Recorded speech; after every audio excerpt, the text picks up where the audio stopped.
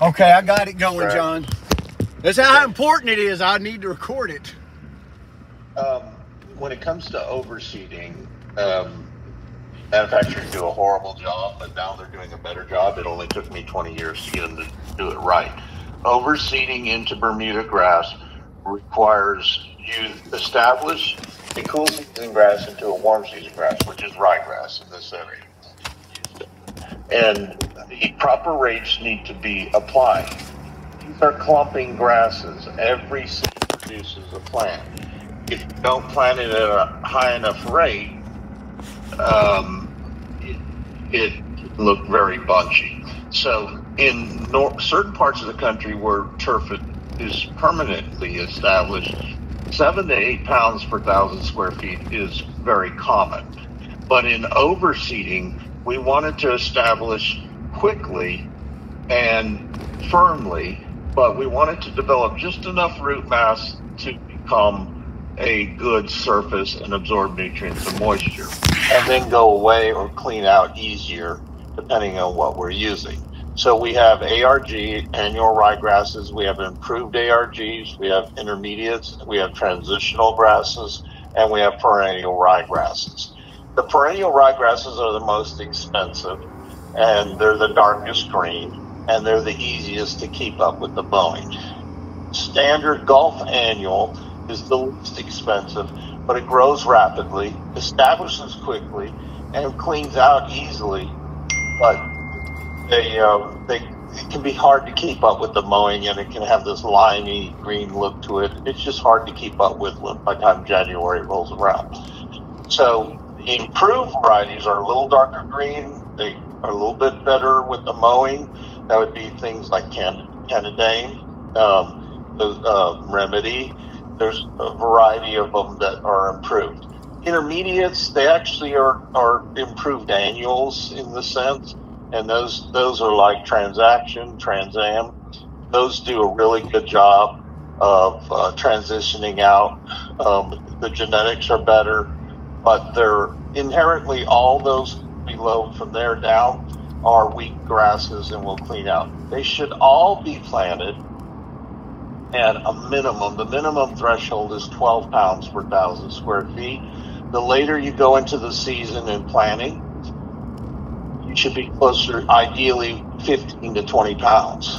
And the reason is you need higher seed rates, much higher seed rates, almost double of that of permanently established turf, so that you don't antagonize the existing turf. Okay? That said, you should at the same time in the same day put a pre-plant fertilizer, a 14-24-12 or a triple 15, or an organic fertilizer like a 5-3-2. All of those make excellent starter fertilizers, but you would want to put that down first and then the seed on the same day as your initial planting. The whole idea is that you have to make good soil contact. So if you have a lot of thatch or a lot of grass to compete with, you do need to take it down below where you intend to cut. For example, if you intend to cut it at 3 inches when it's at its final cut, you need to bring the turf down to 2 inches so it'll grow above that.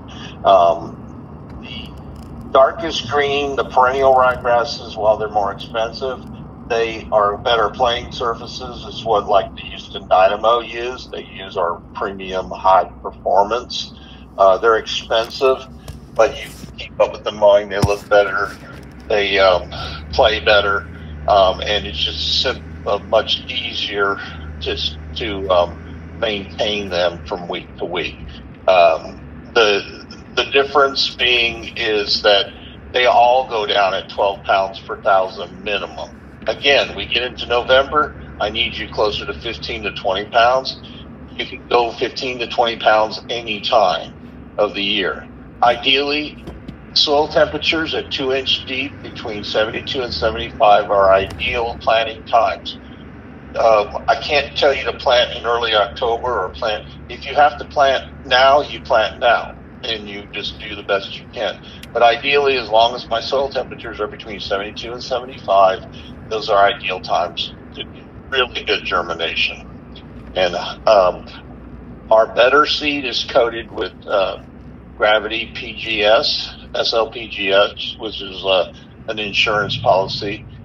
We put a special treatment on the seed, on the better seeds for that. We don't put that on the other seed varieties. So that's it in a nutshell. Yeah, that was good. Learned a lot, because I've been just trying to figure it out. And I can do the math, divide the square foot by thousands and how much you need, but I couldn't figure for sure the pounds is a big thing. Don't let anybody tell you, oh, we just put 5 pounds per thousand. You know what? The plant will grow, but it'll be very persistent. It'll antagonize the existing turf and weaken it. We don't want that. We wanted just enough roots to play on the surface, walk on the surface, do what we need to do on the surface, and absorb nutrients and moisture. Well, it's got to take down. I went and looked at it. It's off of 99 on the west side, north and west of 99 and 290. It's a field some fields out there that they're maintaining. They put in a sprinkler system. So almost Bridgeland there area, Waller area. Yeah, in right between there. Bridgeland and Waller, but yeah. And they're maintaining the fields and wanting to know. I guess he does soccer training out there 2 or 3 times a week. He played professional soccer, got to play against David Beckham, and now he's training. I think he's a high school coach, and then he trains out there and trying to figure out what to do to keep the fields ready for training through. But I think it's at a park. But he puts the money in to maintain it. Waller ISD, for example, uses our Solstice 4, which is considered an intermediate. It's beautiful grass. Establishes very quickly, mows real nicely, but I still have some Solstice left. It could be sold out any time, because we start moving seed October 1st aggressively. We have truckloads of seed, semi-fulls in the warehouse of different ones, but they're 60% of what's in our warehouse is already sold at any given time before it ever hits the door. But we have choices. It comes down to budgets. It comes down to what you're familiar with. Anytime you can use a perennial ryegrass versus a transitional or intermediate type, it's ideal. That's why professional turf they use are high performance. I know the guy told somebody was going to charge them $8,400 for 10 acres, but I told them, look, go get the label and find out how many pounds per 1,000 square feet they're going to charge, so you know what you're getting, right? Here's the thing: is we have a proprietary product.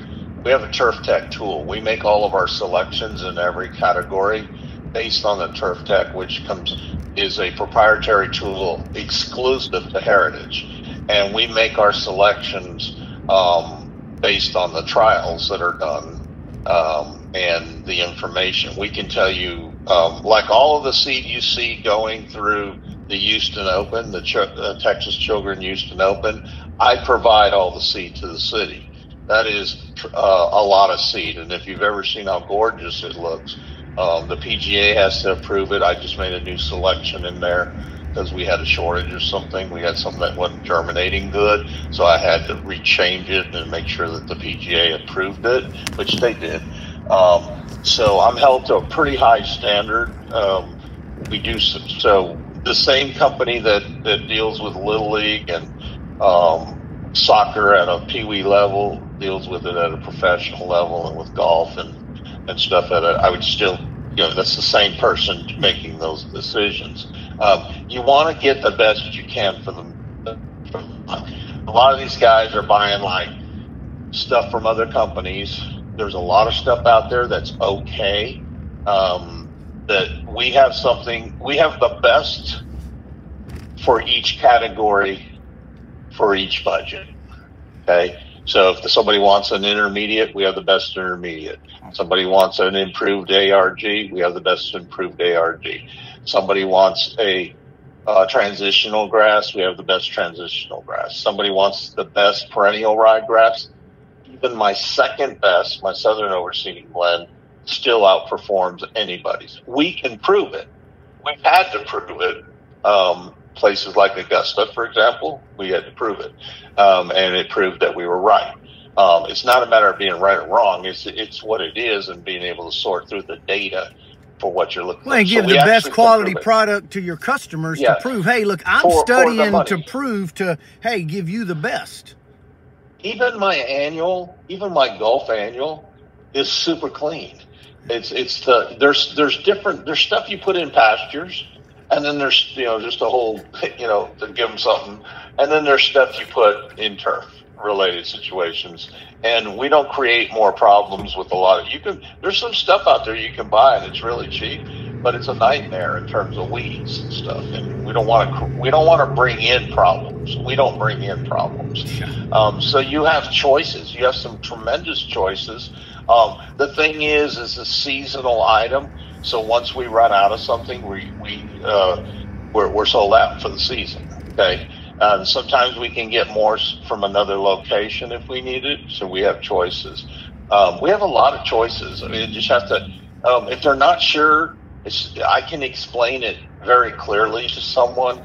And if someone's been at a professional level, they played on perennial ryegrass. They did not play on an intermediate, trust me. They didn't play on an improved ARG annual ryegrass. They played on perennial ryegrass. If they played professional anywhere in the world, it was most likely ryegrass or a bluegrass combination. Mostly ryegrasses worldwide. That's what Major League Soccer insists that we have. And it's crazy what they expect. It's crazy. That's a story for a different day. But so that's it in a nutshell. Why higher seed rates? Because we don't want to create a plant that antagonizes the existing turf. We want it to go away or transition smoothly as it gets warm. And we want it to establish quickly and absorb nutrients and moisture. Now, the question becomes, well, what do I do once it's established, once it's being mowed? After it's been mowed a couple times, we need to get a good balanced fertilizer on it. We can keep it simple as using a 2100 to pop it and then come back with more balanced. But you do have to maintain fertilization during the cool months, and you do have to mow it and grow it and keep it going, or it'll be lethargic. Okay? Yeah. I appreciate it, John. I'm going to get all this to them. You get a hold, if somebody wants to talk to me direct, you have my number. Okay. I'll be more than glad to explain it. This is, I do this every day. This is easy. You do what you do every day, and it looks easy to people. You make it look easy. I find this easy for me, but I've been doing it for decades. So anyways, just so you know. All right, I appreciate it, John. Hey, numbers 624 through 26. It's a blessing for God to bless you, your family, everything you touch. Hey, look it up. All right, brother. I love it, man. It's so good hearing from you, man. Love you, man. All right, man. Love you. Bye. Bye-bye.